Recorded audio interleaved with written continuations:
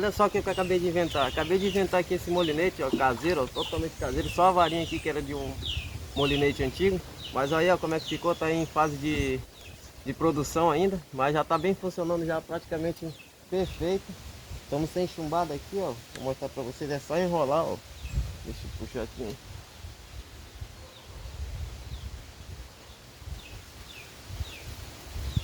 Olha aí, ó. Funciona perfeitamente, é só enrolar. Com um peso ali, é só jogar que ele vai embora. Olha aí como é que ficou o modelo. Se vocês quiserem saber aí como é que foi feito, e se quiserem ver o teste, é só seguir aí, deixar nos comentários que eu vou fazer como é que eu fiz ele.